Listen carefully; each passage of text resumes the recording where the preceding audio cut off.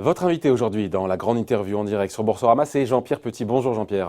Bonjour David. Merci d'être là avec nous, économiste et président des Cahiers Verts de l'économie. Évidemment, comme chaque jour, grosse page sur ce virus chinois. Qu'est-ce qu'on sait dans les dernières nouvelles? Que le nombre d'infections en Chine a dépassé 136. celui du SRAS, Oui. 6000 personnes infectées, 136 victimes. Et 6000 personnes Et 6 000 infectées. personnes On a infectées. dépassé là en quelques semaines toute l'épidémie de SRAS qui a duré plusieurs mois. Il y a maintenant cela 17 ans. En Chine continentale, pas en- sur l'ensemble du monde. Absolument, en Chine continentale. Le virus, donc, on le voit bien, pour l'instant, il est plus virulent, il est moins violent, il est moins mortel. Est-ce que vous êtes inquiet, et c'est la question que je pose à tout le monde, comment un économiste fait pour s'y prendre? Comment vous y prenez pour revoir votre scénario macroéconomique? Est-ce qu'il faut le revoir? Parce que ça change quand même la donne de voir toutes ces métropoles, encore une fois, chinoises qui sont transformées en ville fantôme. Pékin, on a les images, mais c'est une ville morte. Et la Chine, encore une fois, c'est 20% du PIB mondial. La consommation, c'est 60% du PIB chinois. 58%, il fait des gros yeux, un petit peu moins de 60%. Donc, non, voilà, comment Ça est-ce a que... monté, mais pas autant que ça. 58%. Mais bon, bref. Mm. Donc, vous êtes inquiet ou pas? Et comment... Parce que vous n'avez pas pris... Enfin, j'en parlais hier avec Carmignac. Toutes ces données, ce sont des questions pour des spécialistes en des épidémies, des épidémiologues. Donc, c'est pas pour vous, quand on est macroéconomiste, comment on fait pour amender, encore une fois, son scénario D'abord- et imaginer les choses? D'abord, ne pas s'en tenir aux données épidémiologiques, c'est-à-dire tous les virologues qui parlent aux États-Unis, en Asie, en Chine, etc., et qui mentionnent les caractéristiques du virus actuel par rapport à celui du SRAS, et les chiffres que vous venez de mentionner, parce que même s'il y a beaucoup plus de contamination et plus de victimes, cela n'infère pas des conséquences macroéconomiques. C'est-à-dire que ce n'est pas parce qu'il y aura plusieurs centaines, hélas, de victimes que ça va faire plus ou moins de conséquences économiques. Vous voyez Alors ce qui compte le plus, et vous venez de l'évoquer, et c'est les différences majeures par rapport à l'épidémie du SRAS, indépendamment du nombre de contaminations, c'est le fait, avant tout, que l'économie chinoise Soit à compte l'arrêt. beaucoup plus qu'il y a 17 ans. En termes de... alors elle vous- compte plus et la consommation compte plus. Absolument. C'est-à-dire que la Chine compte plus dans le monde et la demande intérieure compte plus dans l'économie Voilà. chinoise. C'est exactement cela. Et vous avez mentionné le poids du PIB dans le PIB, dans le PIB mondial, du PIB chinois dans le PIB mondial, mais ce qui est plus important, c'est la contribution de la croissance chinoise à la croissance mondiale. La moitié. Non, quand même pas. Un En bon tiers. volume, en parité de Ouais. pouvoir d'achat, on est exactement sur les derniers trimestres à Un tiers. presque 40%. Quand même. Oui. 40% de la hausse de la croissance Voilà. vient du moteur chinois. Absolument. En Qui là est à PPA. l'arrêt. On peut le dire, là, il est à l'arrêt, le moteur chinois. Alors, non, pas complètement quand même. Non, mais- Alors, on va y revenir, si vous voulez. Procédons par étapes. Alors ça, c'est la première chose. C'est très important. Par exemple, en 2002-2003, sa contribution en parité de pouvoir d'achat, ce n'était que 18. Donc, vous voyez, ça a augmenté Deux fois plus. de 20 points. Ça, c'est la première chose. La deuxième chose, un petit peu plus embêtante que lors du SRAS, c'est ce que vous venez de signaler, c'est les mesures de quarantaine qui ont été prises sur un grand nombre de villes. Sachant qu'on ne connaît pas le degré effectif d'application des mesures, mais enfin disons que grosso modo au maximum, si l'on prend en compte l'ensemble des mesures officielles, ça fait entre 21 et 22% du PIB, où les mesures de circulation sont extrêmement restreintes. Ouais. Donc pour le volume d'affaires intérieur et extérieur, et pour le tourisme intérieur, c'est déjà extrêmement important. Et puis il y a une troisième chose qui est importante, c'est au niveau du sentiment, de la confiance, c'est le poids des réseaux sociaux en Chine, qui était quasi inexistant en 2002-2003. Donc ça fait 3 vecteurs d'aggravation.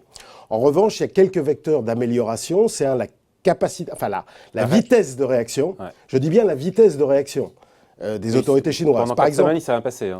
pardon. Pendant 4 semaines, il ne s'est rien passé. Le virus, il est là C'est-à-dire depuis mi-décembre. Hein. entre la détection du virus et la notification à l'OMS, il s'est écoulé 3 semaines. Je vous rappelle que sur les mêmes,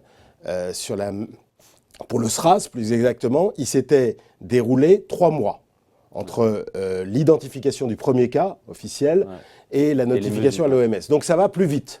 Les capacités sanitaires de la Chine ont progressé, enfin de traitement, de détection et de traitement du virus ont progressé.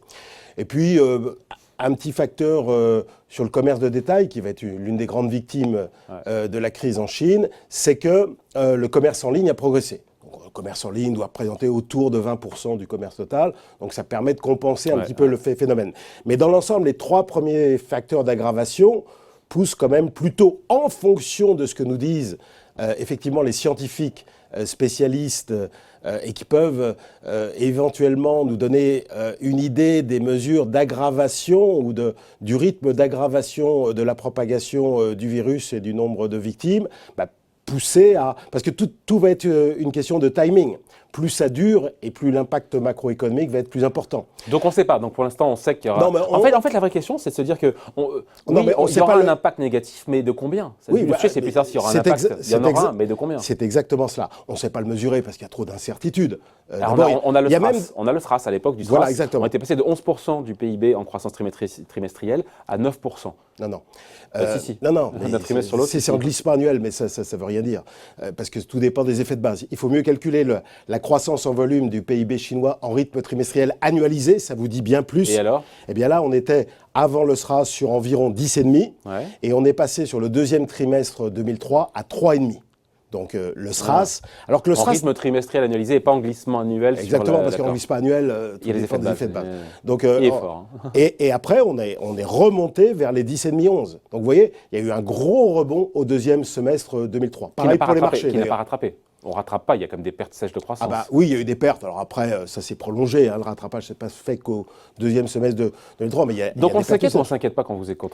Mais on a raison de s'inquiéter. Oui, c'est un choc. Alors après, pour les investisseurs, quand je vois que le marché américain sur la nouvelle n'a baissé qu'au maximum que de 3%, quand je vois que MSCI China n'a baissé que de 6%, quand je regarde les indicateurs de sentiment de marché, la valorisation, le news flow d'une manière générale, je me dis que le marché fait preuve d'un peu trop d'optimisme. Et comme je rencontre des investisseurs quasiment tous les jours, je vois bien leurs sentiments. Leurs sentiments, ils se disent... Comment ça se fait qu'ils fassent preuve de résilience et d'optimisme? Parce qu'ils se disent que comme en 2002-2003, comme dans toutes les épidémies, ça va être un facteur ponctuel, et qu'ensuite, ça va redémarrer. Et donc, ils se disent que c'est juste une question de timing. Et donc, à chaque fois que ça baisse un petit peu, il y a toujours des gens qui reviennent pour profiter de la baisse et racheter un petit peu moins cher. Parce que le sentiment général des investisseurs reste plutôt positif. Mais cette résilience, elle vous surprend? Elle me surprend. Finalement, non, parce que oui, ça durera quelques mois. Et puis moi, après, je vais vous dire mon sentiment, plus qualitatif qu'autre chose, même si on mesure bien les indicateurs de sentiment de marché, évidemment la valorisation, la prime de risque, la macro, etc., la politique monétaire, tout ce qui fait bouger le marché action, par rapport à cet événement qui risque quand même, et vous avez commencé par cela tout à l'heure, d'être plus large, plus ample en termes de contamination que l'épisode du SRAS. Moi, je plaide plutôt pour la prudence, sachant qu'il y a quand même de bons instruments de couverture qui existent sur les marchés pour se protéger face à ce risque-là, qui d'ailleurs ne concerne pas que la République populaire, puisque déjà Hong Kong est touché, il l'avait été beaucoup au moment du SRAS. Le tourisme, ça peut paraître bizarre, mais le premier consommateur de services touristiques dans le monde, c'est et de loin le touriste chinois. Oui. C'est le double de la consommation de services touristiques américaine, selon l'Organisation mondiale du tourisme. Et toute l'Asie de l'Est, en particulier Hong Kong, Macao, mais aussi d'autres pays, vont être assez rapidement touchés. Ouais, on s'inquiète évidemment quand on voit que l'épidémie est galopante. Après, il y a eu des propos qui ont été rassurants, qui ont permis au marché de rebondir. C'était les propos du directeur général de l'OMS, qui a parlé de cette capacité de la Chine à endiguer l'épidémie. Voilà, il n'y a pas eu d'urgence sanitaire internationale, l'OMS rassure. C'est ce qui explique aussi le... Il faut quand même un petit peu se méfier. Il est dans son rôle de rassurer les gens. Ouais. C'est une autorité, c'est la principale autorité sanitaire mondiale. Il est normal qu'il ne mette pas de l'huile sur le feu. Les autorités chinoises également tiennent plutôt le même discours, mais c'est leur rôle, et ce d'autant que leur transparence, je parle de la transparence en matière de diffusion et de contamination. Je ne parle pas de la vitesse d'exécution des autorités chinoises, qui est encore un autre problème. Elle est limitée quand même. Hein. Par contre, les papiers que j'ai lus de la part de scientifiques américains spécialistes de la question vont plutôt dans le sens d'une épidémie, dans l'ensemble, plus grave que celle du SRAS. Voilà. Et donc, et pour Sermon, on se rappelle ce qui s'était passé. Hein. boursièrement à l'époque, il y avait eu une baisse. Alors encore une fois, on partait de plus bas et puis les marchés étaient baissiers à ce moment-là. Oui, il était plutôt baissier. Mais les marchés avaient rebondi quelques trimestres après. Hein. Oui, mais c'est exactement ce que je vous disais Donc, tout à l'heure. donc Dans la tête l'histoire des va gens, bégayer. L'histoire de... dans les... Ah bah bien sûr, oui, je reste confiant quand même. De toute façon, toutes les épidémies s'arrêtent. Elles connaissent un pic et ensuite, le rebond du marché chinois s'était fait à partir d'avril 2003 et le marché chinois avait largement surperformé le marché action mondial à partir de la fin juin 2003 lorsque l'OMS avait officiellement déclaré la fin de l'épidémie en République populaire et à Hong Kong. Et si je me souviens bien, entre le 27-28 juin 2003 et la fin de l'année, le marché chinois a fait 55% de hausse. Après une forte baisse, mais 55%, il surperformait très largement le marché action américain, le marché forte européen. baisse qu'on n'a pas aujourd'hui. Notamment, c'est pour ça qu'il faut faire un petit peu attention. Ouais. Notamment parce qu'on se dit, peut-être cet optimisme que vous avez entendu dans la bouche des investisseurs à qui vous parlez, est lié au fait que cette épidémie, pour l'instant, elle reste circonscrite, même si elle est galopante en Chine, elle reste circonscrite à la Chine. Oui, mais... Et elle ne se propage pas de façon ni exponentielle, ni même rapide dans le reste du monde. Et c'est pour ça que les marchés gardent leur sang-froid. Parce que c'est pas chez nous. Non, c'est horrible de dire ça, mais il n'y a pas une part de vérité là-dedans. D'une part, il y a la contribution de la Chine à l'économie mondiale, donc on est concerné, donc qu'on le veuille ou non. Regardez tous les secteurs très exposés à la Chine, comme le luxe en France, l'automobile allemande, toute la filière électronique asiatique, qui est quand même très... Et même les exportateurs de matières premières. Vous avez vu le prix des matières premières cycliques. Donc, de toute façon, la Chine concerne tout le monde, d'une manière générale, sur le plan économique. Non, je parle du virus, en termes d'épidémie. Mais même sur le virus, on a tort, à mon avis, parce que il y a 17 pays qui sont... hors de la Chine qui sont les jours où il y aura des morts en dehors de Chine, je me demande si le sentiment ne changera pas pour le coup. D'une part, et d'autre part, il y a une transmission interhumaine qui est avérée depuis au moins une dizaine de jours officiellement, et puis il commence à y avoir des cas de transmission interhumaine de la part de personnes qui n'ont pas résidé récemment en Chine. Donc vous voyez bien qu'il y a quand même un petit peu de diffusion. C'est pour ça qu'il faut... boursièrement parlant, du point de vue de l'investisseur, être quand même un petit peu plus prudent que... Et donc le conseil, c'est quoi alors? C'est de faire le gros dos? Alors d'abord, il y a la bourse d'une manière générale, et puis il y a les secteurs qui vont être touchés. Ouais. Les secteurs qui vont être touchés, c'est l'hôtellerie, tourisme, évidemment, qui sont très touchés. Et vous le signaliez tout à l'heure, le poids des loisirs en Chine est devenu beaucoup plus important. Le poids du tourisme intérieur est devenu plus important. Le commerce de détail, et puis évidemment tout le transport.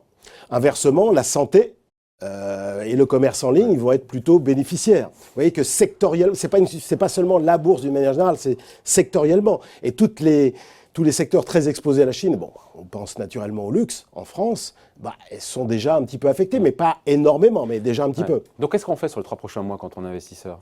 3 prochains mois, attendez, ne raisonnez pas 3 prochains mois, raisonnez prochains jours, prochaines semaines. On en est là aujourd'hui, ce sera déjà pas mal. Je pense qu'il faut mieux un petit peu plus se couvrir, c'est-à-dire jouer un petit peu des longs shorts, shorter un petit peu le marché chinois par rapport aux émergents, les émergents par rapport au reste du monde, jouer un petit peu l'or, un petit peu le yen, le franc suisse, un petit peu le dollar contre euro. Vous voyez, c'est jouer évidemment contre les matières premières cycliques. C'est des instruments de couverture qui peuvent permettre par rapport, si jamais les choses s'aggravent, de limiter la casse, voire au niveau de son portefeuille. Voilà. Ouais. Après, est-ce que le mouvement haussier est remis en cause sur les marchés aujourd'hui par, encore une fois, cette épidémie ou pas? Je ne pense pas. C'est trop tôt? Non, je ne pense pas. Alors, la Chine avait déjà redémarré aussi au 4e trimestre. Si vous regardez la croissance annualisée au 4e trimestre, on est, d'après nos indicateurs, autour de 6%. On était à 5,5% au 3e trimestre. Alors, il y avait un autre choc aussi, d'origine sanitaire également, qui frappait l'économie chinoise. C'était la fièvre porcine et l'explosion des prix du porc en Chine, l'explosion de l'inflation à 3 chiffres et un impact sur l'inflation générale qui tourne autour de 4,5%. C'est pas l'inflation sous-jacente, c'est l'inflation générale qui prélevait un petit peu sur le pouvoir d'achat du consommateur chinois. Et déjà, on subissait un peu ça. Alors, s'ajoute ce choc, qui est un choc pas seulement sur la demande d'ailleurs, qui est un choc aussi sur l'offre. Absolument. Parce que là, quand on restreint les échanges intérieurs ou extérieurs, forcément que les chaînes de production sont atteintes. On l'a vu d'ailleurs pour Toyota, pour Starbucks, pour Apple, etc. Apple qui dit pour l'instant ça va, mais peut-être qu'il faudra voir en termes d'approvisionnement. On commence à voir les premières... Donc sur l'offre, il y a l'impact sur les chaînes de production, et puis il y a l'absentéisme qui va se manifester. Alors en ce moment, on ne le voit pas trop parce que c'est une période de congé en République populaire, mais il est bien évident qu'au fur et à mesure que les choses vont se normaliser, l'absentéisme général va peser sur l'offre de travail en Chine. Donc en fait, pour répondre complètement à votre question, le premier trimestre va être un mauvais premier trimestre. Boursier. Va être un mauvais premier trimestre macro. La bourse, ça peut aller très vite. Si par exemple, la semaine prochaine, on a fait, par exemple, admettons, dans 10 jours, dans 15 jours, on a fait moins 10 sur la bourse américaine. Ah ouais, mais c'est énorme. C'est une correction. C'est une correction. On a connu 10% de baisse là en 10 jours. Ah, en 10 jours, 10% en 10 jours, je n'ai pas dit en 10 jours. Ah. Encore que c'est tout à fait possible. Je vous rappelle que la correction de janvier-février 2018, ça vous dit peut-être plus rien, mais ça avait duré un petit peu plus de 10 jours. C'était moins 10,5.